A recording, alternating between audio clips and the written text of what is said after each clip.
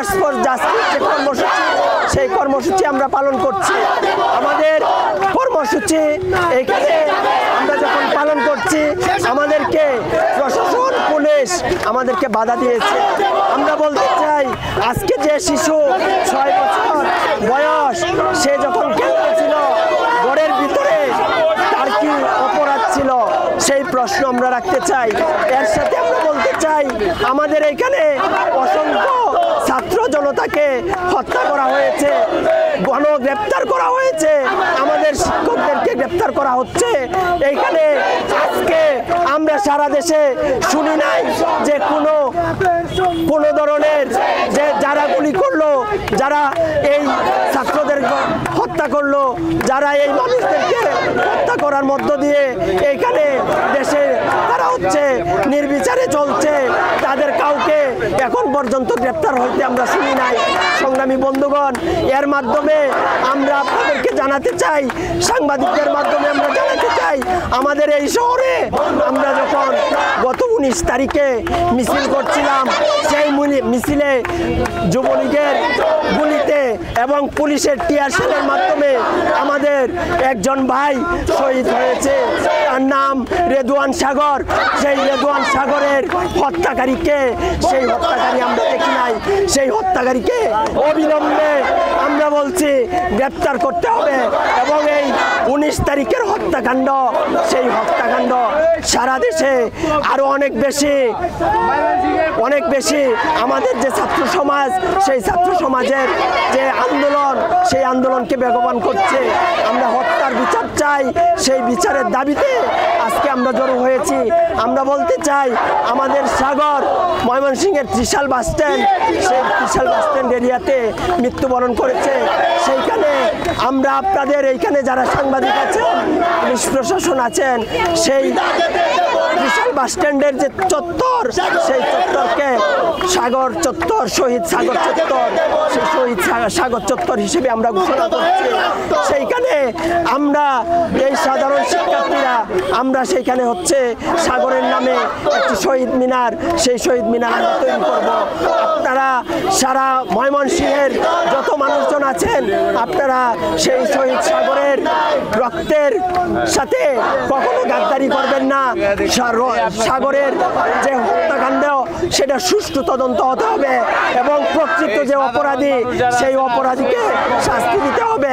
আজকে আমাদের এই কর্মসূচিতে এখানে সাংবাদিক এবং এখানে আইনজীবী সহ, শিক্ষক সহ তারা হচ্ছে এখানে আমাদের সাথে সংহতি জানাবে। জানাচ্ছি, এই যে শহীদ মানুষরা, যারা আমাদের এই শহীদ যারা এই তাদের ন্যায্য দাবির পক্ষে আন্দোলন করে শহীদ হয়েছে, তাদের মাগফিরাত কামনা করছি। এবং এই যে শহীদ যারা খুন করলো এই ছাত্রদের, তাদের বিচার দাবি করছি।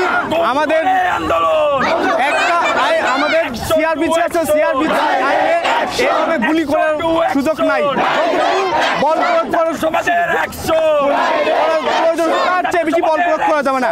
এখানে যে বল প্রয়োগটা করা হয়েছে, সেই বল প্রয়োগটা কোনোভাবে এই নিরস্ত্র সাধারণ ছাত্র জনতার উপরে আন্দোলন প্রয়োগ করা যায় না। এই ধরনের গুলি, লাইভ ফায়ারিং বন্ধ করতে হবে। আমরা চাই এই দেশের যে সাধারণ ছাত্র জনতা যে আন্দোলন করতেছে,